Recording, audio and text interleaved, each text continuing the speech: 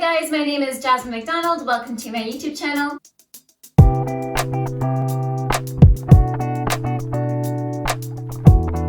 If you're new here, I post ballet and fitness related videos every single Tuesday, Thursday, and now Sunday. And if you're also new here, hi, hello there. You may as well hit subscribe because you're already here anyways. Today's video is going to be part of my audition series, and I'm going to be sharing with you guys what I actually sent to companies, as well as some tips that I would give to you or give myself if I was auditioning again. I'm going to be sharing with you exactly my email format that I sent to companies, how my CV works. I'm going to be sharing with you my dance poses that I do for photos, as well as headshots. And I already did a video on what I would do if I was to audition again and reacting to my old audition take. So I will put that in the link in the description down below. Go check it out because I gave a lot of good tips there regarding my audition reel. Let's go ahead and get started today. So first things first, I'm pulling out my National Ballet of Canada 2020 and 2021 audition. Now I start off very simply. I'll put the template up here as well. I say in the email, hello, my name is Jasmine Delaire McDonald. Ooh, I can't say that. Hello, my name is Jasmine Delaire McDonald. For the last 4 seasons, I have been working at blank. If you are fresh from school, you can say I'm a recent graduate of this school, because when you start out with auditions and when you send out emails, you want to make sure that they know that you have either professional experience or you came from a really good school. If you didn't have professional experience, whether that was in a company or at a school, you can definitely say where you graduated in terms of high school or your dance school, and put out any awards that you've won as well, especially if you did like YGP. Companies really look at that, and if you put that within the first sentence, they're really going to look through your application, because a lot of the time they skim through a lot of applications really quickly because they have hundreds and hundreds and there's only so many spots. So you want to make your application stand out and really kind of brag a little bit in the beginning, not brag, but just show that you are a good dancer and what you've accomplished in terms of your experience. So I say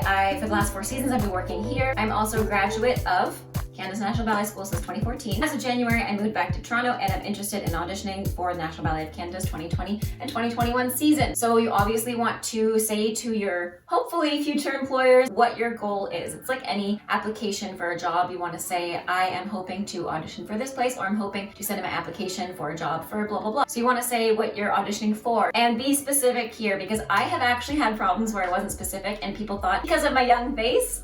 This just goes to show sometimes they don't really read through the dates, because I did say I graduated 2014, which puts me at 25 years old to this year, and last year I would have been 24. They thought I was auditioning for the school. So be clear in your emails if you're auditioning for the school. If you're auditioning for the company, be very clear. So then I said, attached is my CV and photo material for the audition to join said company. My video application is the following link on YouTube. I put the link. Please inform me if there's anything else I can provide. I look forward to hearing from you. Sincerely, your name. So it's very short, very simple. You don't have to put a lot of detail, because a lot of the time they just skim through this message really, really quickly, see who you are, where you come from, where you want to be, and your past experience. So next thing I attach is my headshots. They actually get a really good picture of me, and I'll put my headshot right here. It's really clear. I actually got it professionally done when I was in a company. I also got my headshot done before I even auditioned for companies, and I'll show that one as well if I can find it. It's really, really old, but I got this one done in school. And what I recommend for headshots, you can use your iPhone 100%, but try to use a really good camera for this, because you want it to be a high quality image. It might take a while to upload, but you want it to be a really, really nice quality image, not just a selfie. So do your hair, do your makeup like you would for a show, not necessarily like gelled back. So you don't want it to be easy makeup like I do in my performance video makeup, which I'll put up here as well, and also in the link in the description down below. But you do want it to look pretty natural. So something like I have on today, plus a little bit more foundation and coverage, is what I would wear for my headshot. In this headshot, I have a necklace, very simple. I have a leotard that slightly goes on my shoulder. You want to pick a color as well. I know a lot of people use black and white, and in the end, a lot of the people for the auditions, if they print them off, they print them off in black and white. But still, if you have color, go for color. Use a color that looks and suits you the best. I had a purple-ish, bluish leotard that kind of brought out my eyes a little bit, and then I did my hair very simply in a ponytail, a little bit of curl in my hair. A lot of people do buns, and my original headshot, I did a high bun, and then I looked over my shoulder. I would recommend that rather than this. That is my headshot. I have some earrings in. And then the next thing you want to attach is an arabesque photo for girls. Now, this mostly applies to girls, but it also can apply to guys. You want to pick pretty much 2 or 3 good ballet shots. So the first shot they always ask for is an arabesque. Now, my arabesque shot is actually at an angle, and I wish I had my old one to show you guys. In my original audition applications to other companies when I first was auditioning, it was a flat on first arabesque, not a second arabesque, not one in plie. In your pointe shoes, high leg, above 90 degrees if you can, first arabesque, and plain and simple. They just want to see first arabesque because that's like the most used step